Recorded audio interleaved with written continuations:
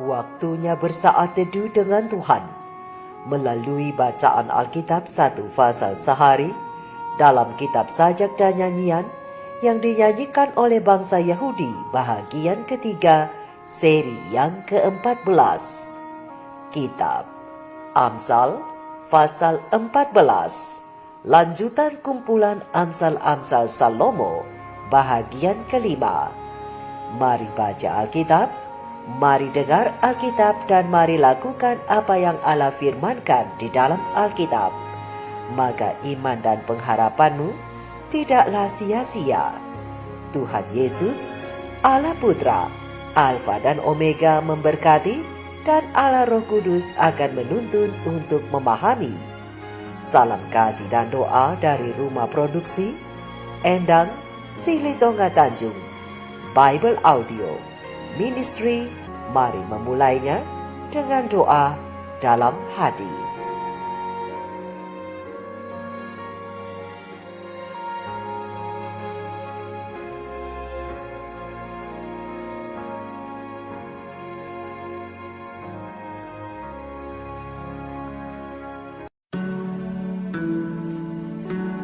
Perempuan yang bijak mendirikan rumahnya, tetapi yang bodoh meruntuhkannya dengan tangannya sendiri.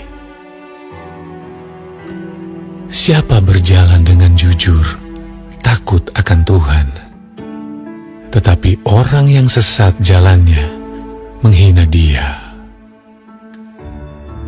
Di dalam mulut orang bodoh ada rotan untuk punggungnya, tetapi orang bijak dipelihara oleh bibirnya. Kalau tidak ada lembu, juga tidak ada gandum. Tetapi dengan kekuatan sapi, banyaklah hasil. Saksi yang setia tidak berbohong. Tetapi siapa menyembur-nyemburkan kebohongan adalah saksi dusta. Si pencemooh mencari hikmat, tetapi sia-sia. Sedangkan bagi orang berpengertian, pengetahuan mudah diperoleh. Jauhilah orang bebal, karena pengetahuan tidak kau dapati dari bibirnya. Mengerti jalannya sendiri adalah hikmat orang cerdik, tetapi orang bebal ditipu oleh kebodohannya.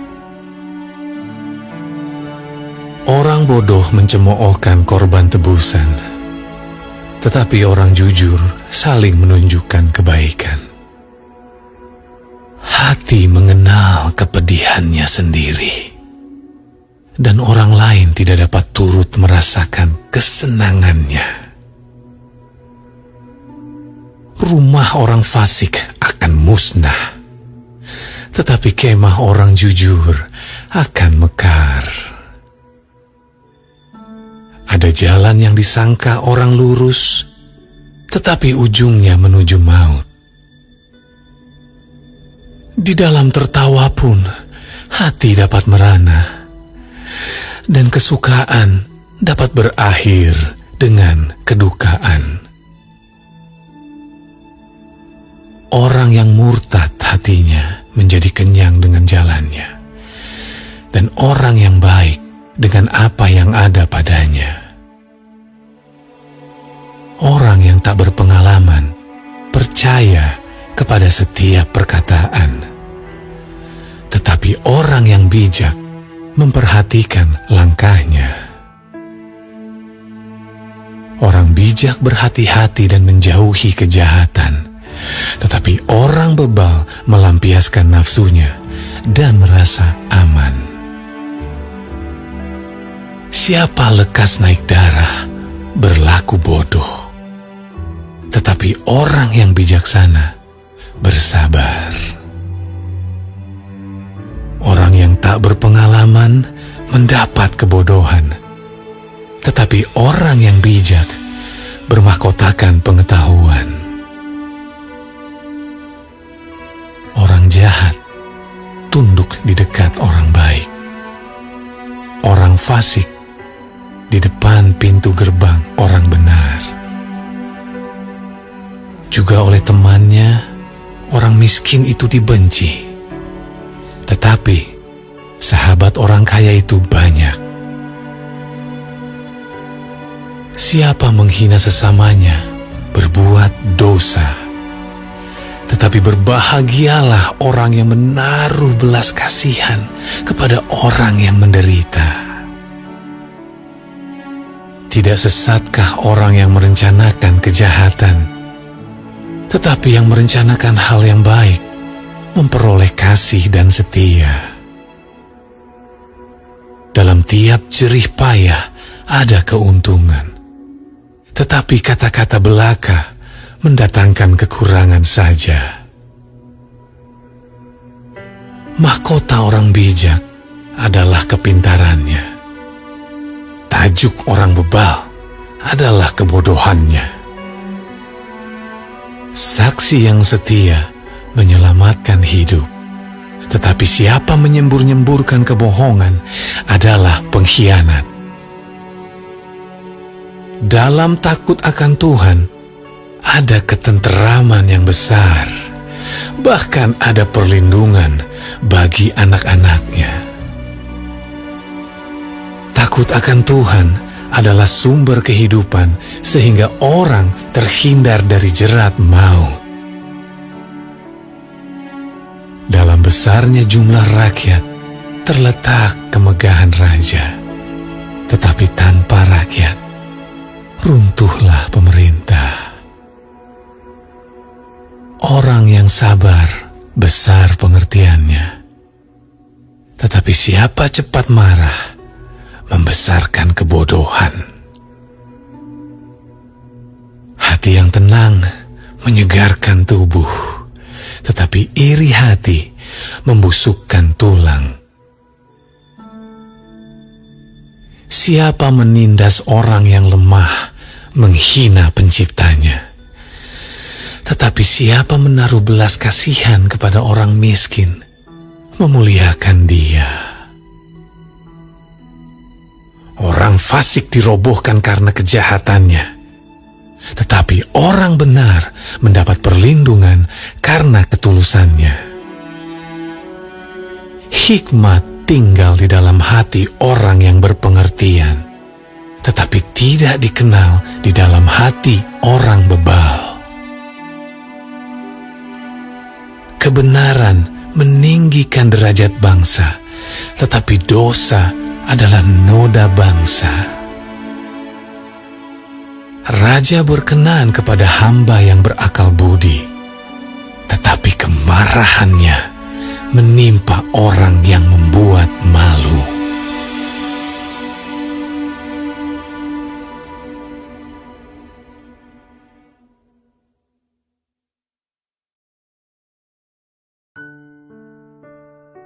Kita telah menyelesaikan bacaan Alkitab satu pasal sehari dalam kitab Amsal pasal yang ke-14. Sedikit perenungan melalui pasal ini, lanjutan dari kumpulan Amsal-Amsal Salomo, bahagian kelima yang hari ini berbicara tentang iri hati. Sahabat-sahabat firman di mana saja berada, hati yang senang menyegarkan tubuh, tetapi iri hati membusukkan tulang.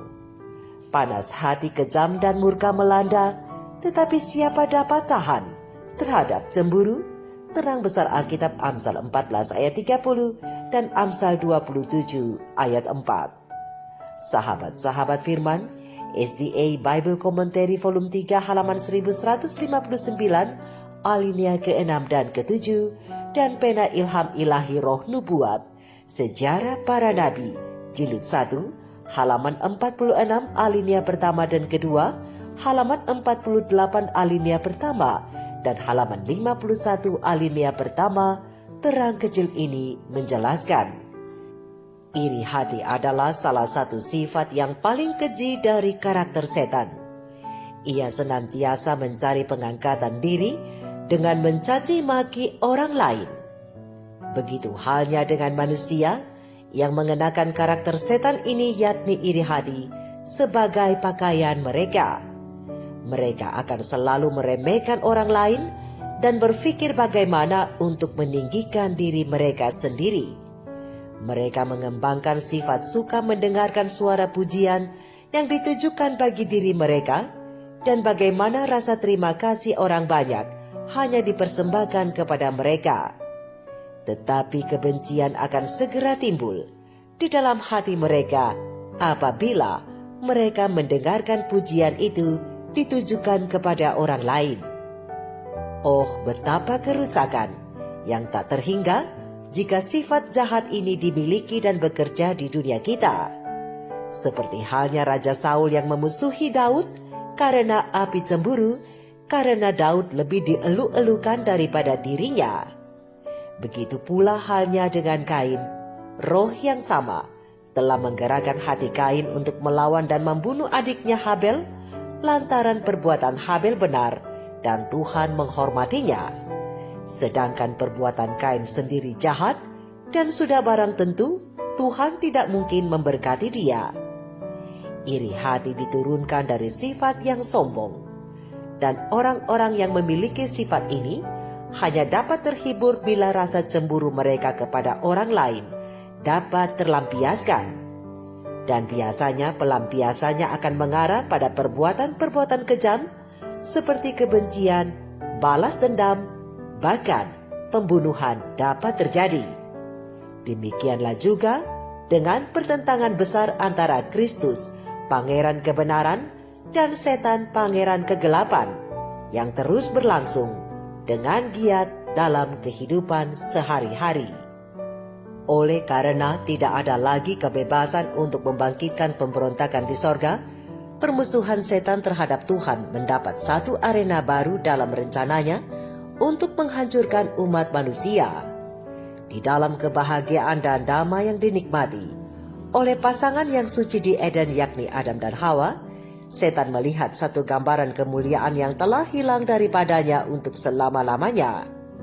Dan didorong oleh rasa iri hati, setan bertekad untuk menghasut mereka agar memberontak dan mendatangkan kepada mereka kesalahan dan hukuman dosa. Setan mau mengubah kasih mereka menjadi sifat tidak percaya, dan nyanyian pujian mereka menjadi kata-kata celaan terhadap halik mereka.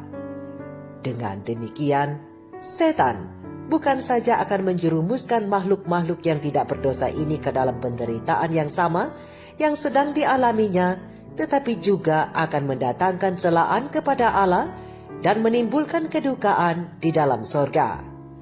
Oleh sebab itu, leluhur kita yang pertama tidaklah dibiarkan begitu saja tanpa mendapat amaran terlebih dahulu tentang bahaya yang hendak mengancam mereka.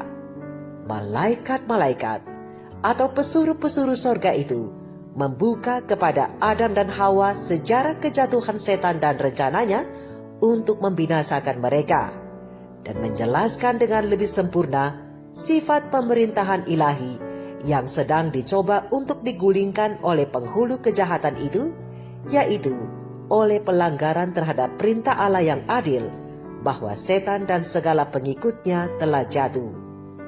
Kalau demikian, betapa pentingnya bahwa Adam dan Hawa harus menghormati hukum itu, yang olehnya saja keselarasan dan keadilan mungkin untuk dipertahankan. Pohon pengetahuan baik dan jahat telah dijadikan sebagai satu ujian penurutan serta kasih Adam dan Hawa kepada Tuhan. Tuhan telah melihat bahwa tepatlah untuk menghadapkan kepada mereka hanya satu larangan saja terhadap penggunaan segala sesuatu yang ada di dalam taman itu. Tetapi jika Adam dan Hawa melanggar kehendaknya di dalam hal yang tertentu ini, mereka akan mendatangkan ke atas diri mereka kesalahan daripada pelanggaran itu. Setan tidak dapat terus-menerus mencobai mereka. Ia hanya dapat menggoda mereka melalui pohon yang dilarang itu. Kalau Adam dan Hawa berani mencoba untuk menyelidiki keadaan pohon itu, mereka akan terbuka kepada muslihatnya.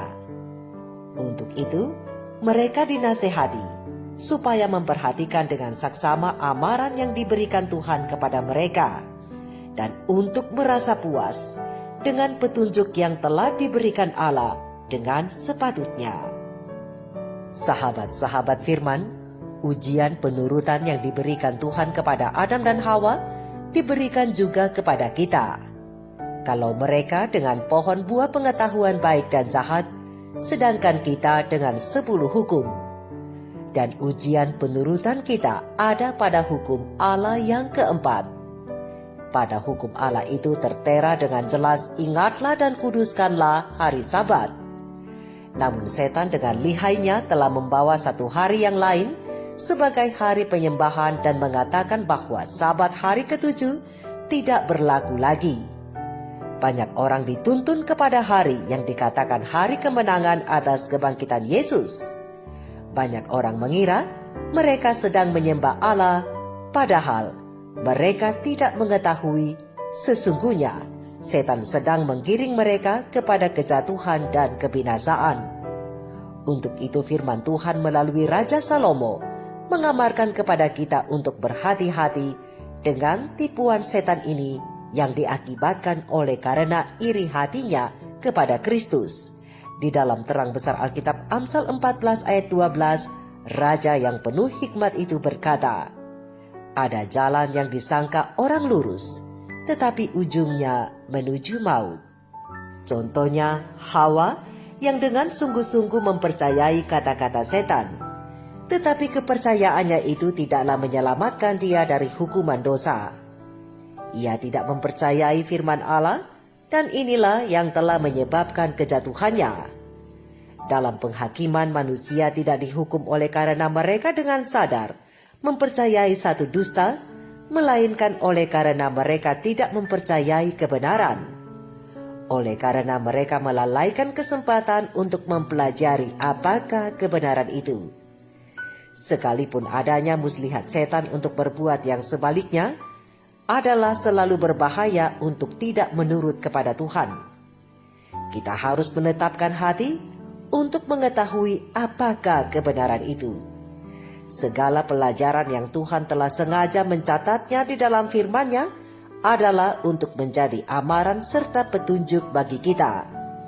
Semuanya itu diberikan untuk menyelamatkan kita dari penipuan setan. Tetapi, bila kita melalaikan semua itu, berarti kehancuran kepada kita. Apapun yang bertentangan dengan firman Allah, dapatlah kita pastikan bahwa itu berasal dari setan. Berhati-hatilah dengan setiap ajaran, walaupun mereka membawa nama Tuhan, berdasarkan terang besar Alkitab Matius 7 ayat 21 sampai 23. Untuk itu, Tuhan melalui hambanya Raja Salomo di dalam Amsal 14 ayat 15, 26, 27, dan 33 menasihati kita. Orang yang tak berpengalaman percaya kepada setiap perkataan, tetapi orang yang bijak memperhatikan langkahnya. Dalam takut akan Tuhan ada ketentraman yang besar, bahkan ada perlindungan bagi anak-anaknya. Takut akan Tuhan adalah sumber kehidupan, sehingga orang terhindar dari jerat maut. Hikmat tinggal di dalam hati orang yang berpengertian, tetapi tidak dikenal di dalam hati orang bebal. Mari kita renungkan ini bersama. Shalom.